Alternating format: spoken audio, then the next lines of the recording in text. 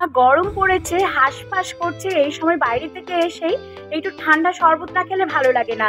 আর যদি হয় আম পোড়া শরবত, তাহলে তো শরীরের জন্য ভীষণই উপকারী।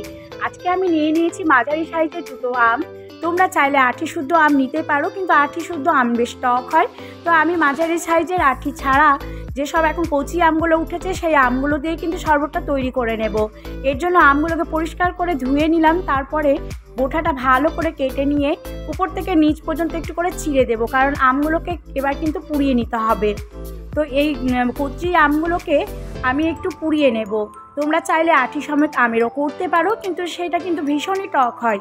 তো আমি আমগুলোকে নিয়ে ভালো করে এবার পুড়িয়ে নেব। আমি এখানে ফজলি আম নিয়েছি, আর ফজলি আম কিন্তু টক অনেকটাই কম। মাঝারি সাইজের দুটো ফজলি আম, সেগুলোকে আমি পুড়িয়ে নেব। এবার খুব ভালো করে উল্টে পাল্টিয়ে দিতে হবে, আমগুলো যেন খুব সুন্দর করে পুড়ে যায় আর ভেতরটা পর্যন্ত যেন পুড়ে যায়। তো এই শরবতের জন্য আমি একটু মশলা করে নেব। জিরে ও লঙ্কা একটু খোলায় ভালো করে গরম করে নিলাম, সেগুলোকে একটু গুঁড়ো করে নিলাম মিক্সিং বলে। এবার আমগুলোকে ঠান্ডা জল দিয়ে খুব ভালো করে ধুয়ে নেব। প্রথমে জল দিলাম, জল দিয়ে সেগুলোকে একটু ভালো করে ধুয়ে নেব। আর উপরে যে পোড়া খোসাগুলো আছে, সেগুলোকে কিন্তু ছাড়িয়ে নিতে হবে। তো এইভাবে খোসাগুলো আমি ছাড়িয়ে নিয়ে আবারও একবার ঠান্ডা জল দিয়ে পরিষ্কার করে ধুয়ে তুলব। কালো অংশগুলো একেবারে ভালো করে ধুয়ে নিতে হবে। তো এইভাবে ধুয়ে নিয়ে আমি প্লেটের মধ্যে সেগুলোকে তুলে নেব। এবার আমের যে কাঁধটা আছে, সেটিকে এই যে ছুরির মাধ্যমে আমি টেনে টেনে সেগুলোকে নিয়ে নেব। তো আমার ভেতরে যে আঁটি ছিল সেটিকে বের করে নেব। বের করে নেওয়ার পর ছুরি দিয়ে খুব ভালো করে যে কাঁধের ওপরের অংশগুলো আছে, সেগুলোকে আমি নিয়ে নেব। সেগুলো দিয়ে কিন্তু একটা পিউরি তৈরি করে নিতে হবে। ভেতরের শক্ত অংশগুলো আমি নেব না, সেগুলোকে আমি বাদ দিয়ে দেবো। তো এইভাবে ছুরির মাধ্যমে টেনে টেনে সেই কাঁধগুলো আমি নিয়ে নিলাম।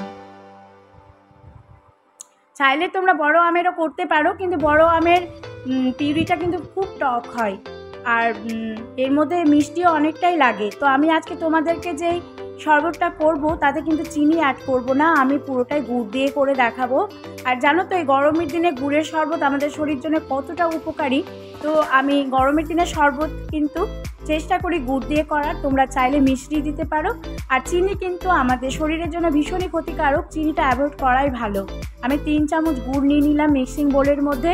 তার মধ্যে নিয়ে নেব পুদিনা পাতা কয়েকটি। পুদিনা পাতা একটু বেশি পরিমাণেই দেব। আর এইভাবে যে পিউরিটি তৈরি করব, পিউরি বানিয়ে নিয়ে ফ্রিজের মধ্যে একটি কাচের কন্টেনারের মধ্যে যদি আমি রেখে দিই, বেশ কিছুদিন পর্যন্ত ভালো থাকবে।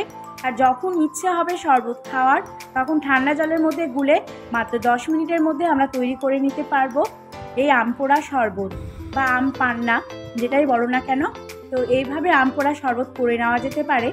এবার আমি সেইগুলো সমস্ত কিছু দিলাম, উপর থেকে দিয়ে দিলাম বিট লবণ স্বাদ মতো। এবার সেগুলোকে একটু মিহি করে কিন্তু আমি পেস্ট করে নেব। তোমরা যদি মনে করো ঝাল খাবে, তাহলে একটু লঙ্কাও দিতে পারো এর মধ্যে, কিন্তু আমি এর মধ্যে কোনো লঙ্কা দিইনি, কারণ আমার ভাজা মশলার মধ্যে লঙ্কা অ্যাড করা আছে।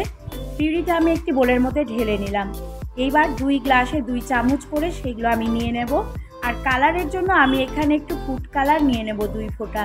তোমরা চাইলে দিতে পারো কিংবা নাও দিতে পারো, কিন্তু দেখতে খুব ফ্রেশ লাগে আর কালারটা খুব সুন্দর লাগে, সেই জন্য আমি 2 ফোঁটা গ্রিন ফুড কালার নিয়ে নিলাম। এবার আমি উপর থেকে একটুখানি নেড়ে নেব ভেতর পর্যন্ত। ভেতরে যে কাঁচগুলো বসে আছে, সেগুলোকে একটু চামচের মাধ্যমে খুব ভালো করে মিশিয়ে নিতে হবে। এবার আমি উপর থেকে দিয়ে দিলাম সেই ভেজে রাখা জিরে আর লঙ্কার গুঁড়ো, সামান্য একটু করে উপর থেকে ছড়িয়ে দেব টেস্টের জন্য।